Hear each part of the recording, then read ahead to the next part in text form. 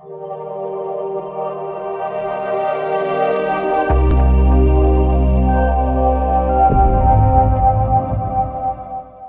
दोस्तों, welcome in discover Rajasthan keep discover keep learn assistant professor का जो पेपर 3 है दोस्तों, इसका आपका एग्ज़ाम है 7 जनवरी को।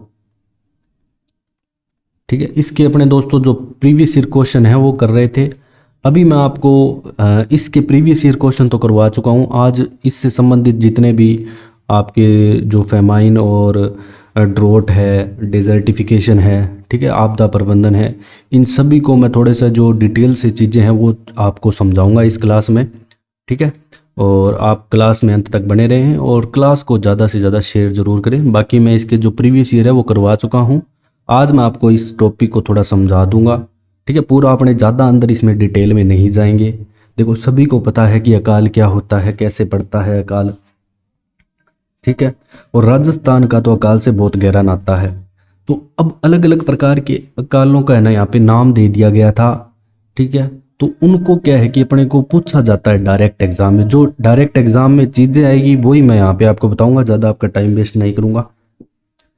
तो देखो, सबसे पहले जो अगर आपसे पूछा जाए कि चालीसा अकाल कब पड़ा, तो चालीसा अकाल आपके 1783 में, कब 1783 में आपके चालीसा अकाल यहाँ पे पड़ा। पंचकाल की बात करें तो 1812-13 में यहाँ पे पंचकाल पड़ा। और इसके अलावा दोस्तों जो सहसा मुदसा अकाल है, कौन सा, सहसा मुदसा अकाल, ये 42-43 में पड़ा। 1842 और 43 में सहसा मुदसा अकाल पड़ा। इसके अलावा त्रिकाल की बात करें तो ये 1868-69 में पड़ा। त्रिकाल में क्या होता है, भोजन पानी व चारे की कमी, भोजन पानी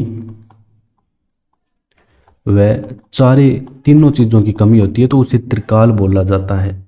ठीक है, ये चीज़ अपने को ध्यान रखनी है थोड़ी सी इससे संबंधित अकाल से। इसके अलावा भी दोस्तों बहुत सारी यहाँ पे चीज़ें हैं। छप्पनिया अकाल की बात करें अपने, छप्पनिया अकाल 1899 ईस्वी, विक्रम संवत 1956 से संबंधित है। तो इसके बारे में बहुत सारी चीज़ें हैं आपको ध्यान रखनी है, जो आपके एग्जाम में आएगी वो मैं आपको बताता हूँ। अब दोस्तों इन सभी के तो आपको जो सन है वो याद रखने ही रखने हैं। चालीसा का 1783, पंचकाल का सहसा मुसा, ये ज़्यादा इंपॉर्टेंट है। जो ज़्यादा इंपॉर्टेंट है वो मैं मार्क कर देता हूँ। देखो, सहसा मुसा का तो ज़रूर ध्यान रखना 1842-43 में। छप्पनिया अकाल तो बार बार आपके एग्जाम में आया हुआ है।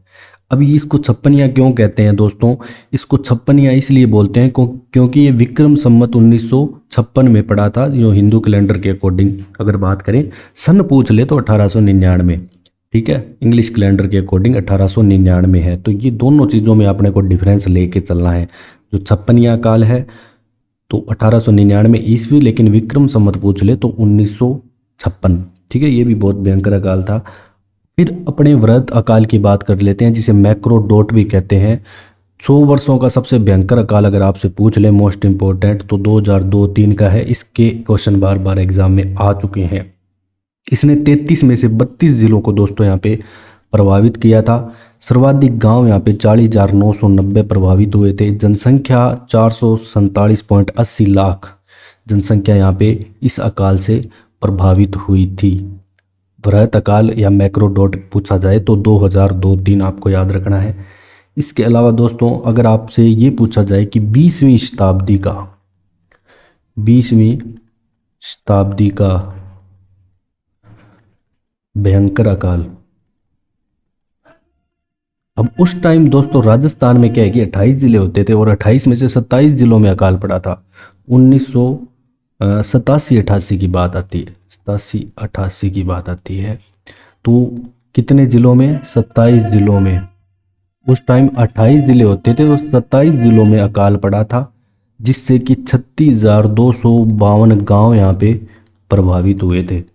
3.17 करोड़ जनता और पशु प्रभावित हुए थे। 3.17 करोड़, ठीक है, इतने लोग यहाँ पे प्रभावित हुए थे। कौन से अकाल से, जो 1987-88 में पड़ा था।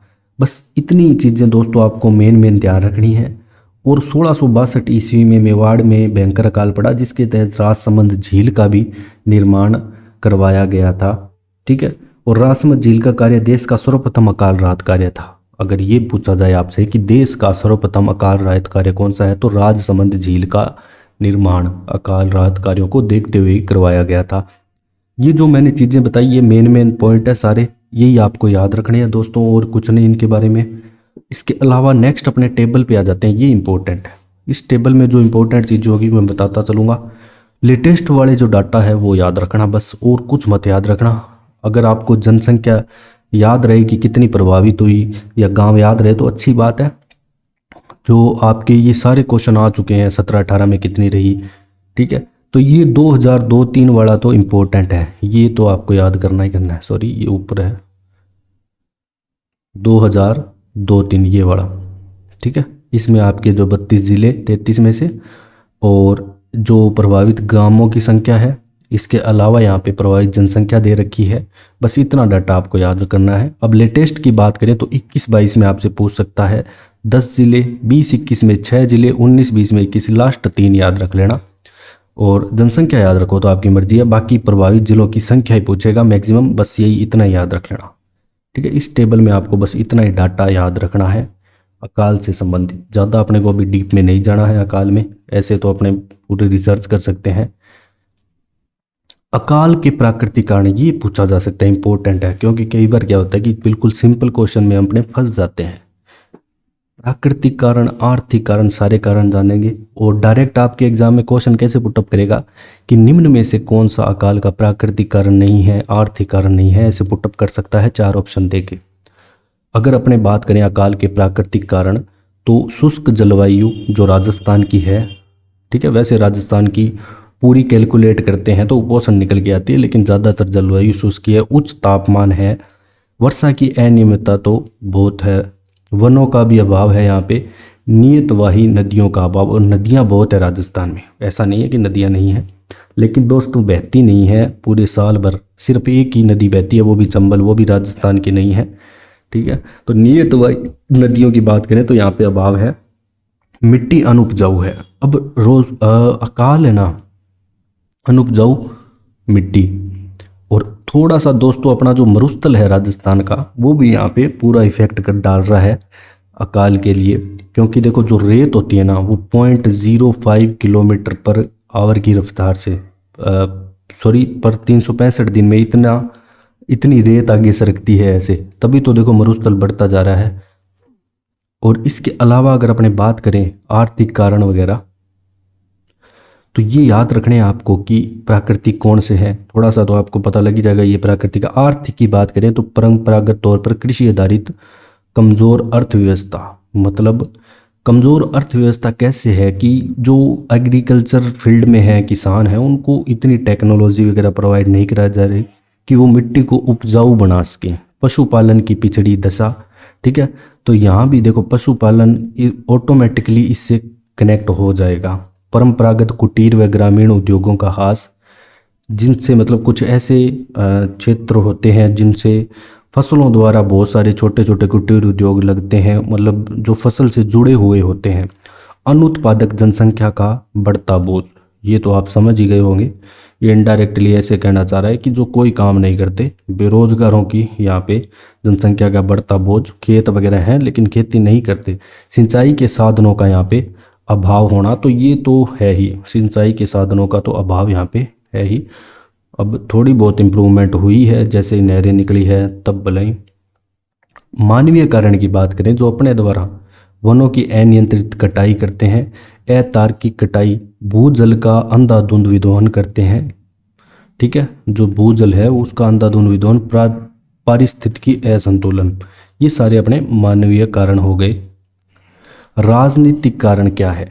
समस्या के प्रति दूरगामी दृष्टिकोण के स्थान पर तात्कालिक राहत कार्यों पर अनावश्यक बल। अब ये ऐसे कहना चाहता है, देखो कोई भी समस्या आती है, जैसे भूकंप आ गया या और भी बहुत सारी दोस्तों समस्या आ गई, तो लोग क्या करेंगे, या अपने भी माइंड सेट अभी ऐसा ही है कि अपने क्या है कि जैसे पेपर आ गया तो पेपर से 1 महीने पहले लगते हैं पढ़ने के लिए, तो सेम वही सिचुएशन यहाँ पे है। जो नेता है वो क्या करते हैं, उस टाइम ज़्यादा रुपए खर्च कर देंगे लेकिन आगे की सोच के नहीं चलेंगे। अगर हम आगे की 10 साल की पहले प्लानिंग करके चले कि इस तरीके से हम जो मरुस्थलीकरण को रोक सकते हैं, या ये काम किए जा सकते हैं जो धीरे धीरे चलेंगे लेकिन आगे अपने को फायदा देंगे, ऐसे काम यहाँ पे नहीं हो रहे, तो ये राजनीतिक कारण होंगे।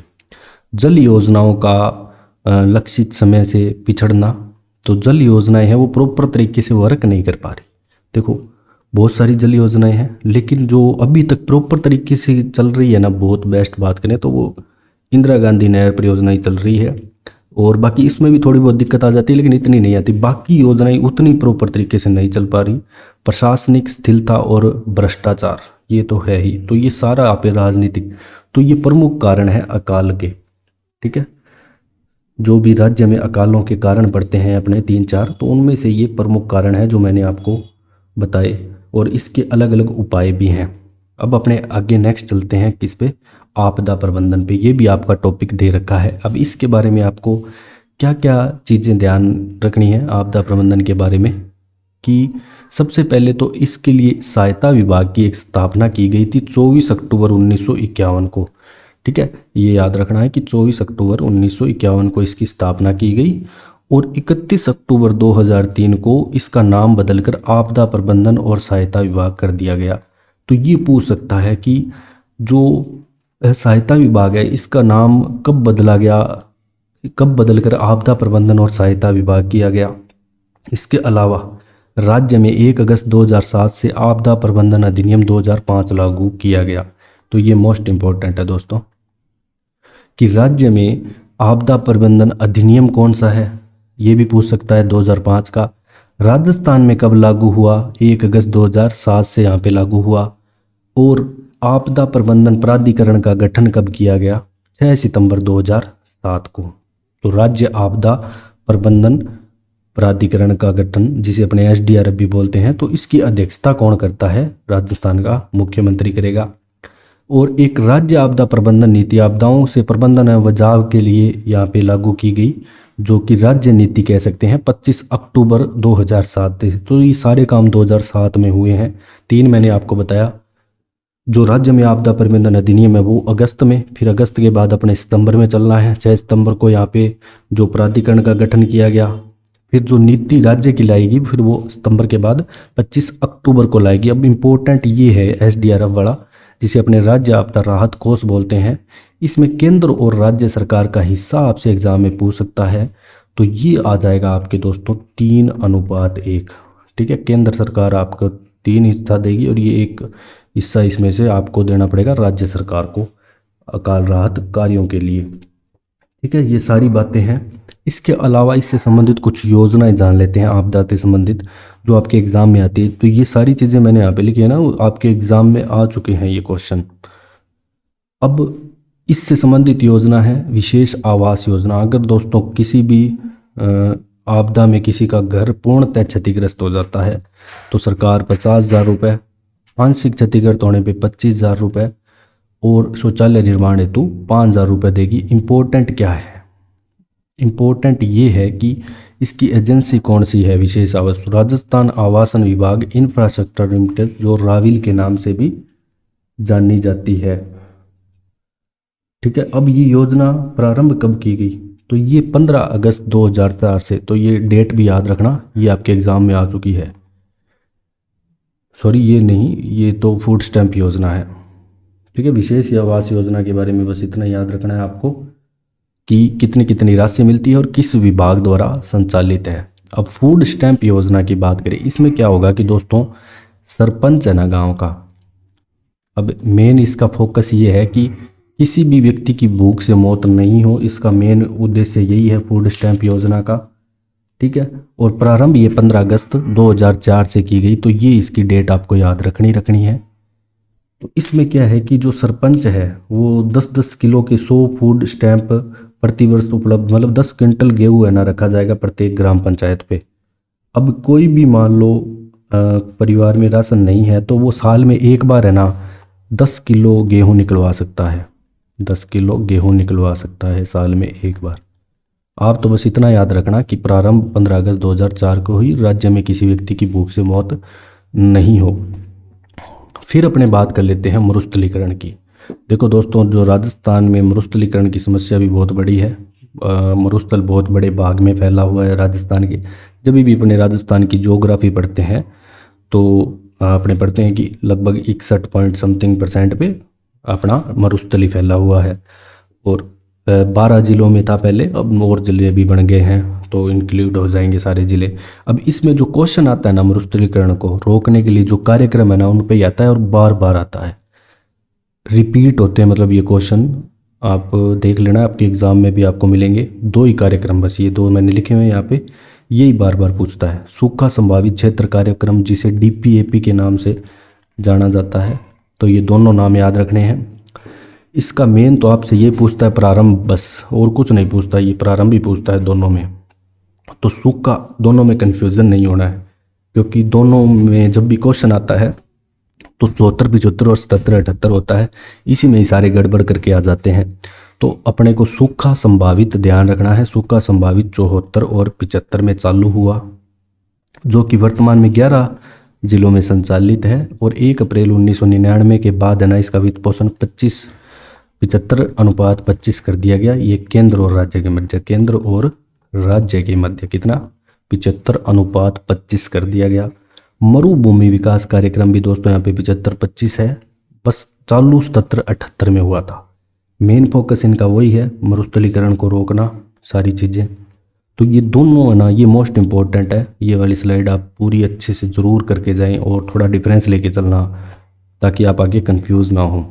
फिर अपने बात कर लेते हैं नेक्स्ट दोस्तों, सीमावर्ती क्षेत्र विकास कार्यक्रम BADP के नाम से जाना जाता है, जो 93-94 में। तो ये प्रारंभ का डेट इंपॉर्टेंट है 93-94, लेकिन यहाँ पे वित्त पोषण आपका हो जाएगा 60-40 का। और जो 4 जिले हैं सीमावर्ती, कौन कौन से, जैसलमेर, ठीक है, बाड़मेर, बीकानेर और श्री गंगानगर, इनमें संचालित है ये। अब जैसे नया जिला अनूपगढ़ बन गया है तो वो भी सीमावर्ती जिला है, तो अनूपगढ़ में भी इसमें हो जाएगा, लेकिन ये आपसे ऐसे अपडेट कुछ नहीं पूछेगा अभी। और ये तीनों कार्यक्रम आप याद रखना मरुस्थलीकरण से संबंधित। और आपके दोस्तों जो डिजर्टिफिकेशन है उसमें कुछ नहीं आएगा, कितने जिलों में फैला हुआ है ये तो अपने प्रारंभ में पढ़ ही लेते हैं कि कितने जिलों में मरुस्थल फैला हुआ है। मेन आपसे यही पूछेगा कि जो कार्यक्रम कब संचालित हुआ। अब कुछ और जो क्वेश्चन है अभी लेटेस्ट आपके आए हुए वो भी मैंने यहाँ पे लिए हैं। जो राजस्थान में मरुस्थलीकरण को रोकने के लिए किस नहर के निकट हरित पट्टिका, बस ये याद रखना, हरित पट्टिका का निर्माण इंदिरा गांधी नहर के निकट किया गया। मरु विकास बोर्ड की स्थापना दोस्तों 1966 में की गई। राजस्थान में जो मरुस्थलीकरण की सबसे प्रभावी प्रक्रिया, ये इंपॉर्टेंट है, मोस्ट इम्पोर्टेंट है ये क्वेश्चन। देखो सबसे ज़्यादा दोस्तों जो मरुस्थलीकरण की प्रभावी प्रक्रिया पवन से है। हवा चलेगी, आंधियाँ चलती है, रेत आगे बढ़ेगी, ठीक है, मरुस्थलीकरण बढ़ेगा, सीधी सी बात है, सिंपल सी। और 17 जून को विश्व मरुस्थलीकरण व सूखा रोकथाम दिवस यहाँ पे बनाया जाता है। तो ये सारे पॉइंट यहाँ पे इंपॉर्टेंट हो जाते हैं, ठीक है। तो इसी के साथ दोस्तों आपका ये टॉपिक है ये कंप्लीट होता है। और अगर आपको हमारी क्लास पसंद आई हो तो आप ज़्यादा से ज़्यादा शेयर करें, सब्सक्राइब करें, और अगर आपको इसके अलावा कोई टॉपिक करना है तो कमेंट करें हमें। So thanks for joining discover Rajasthan.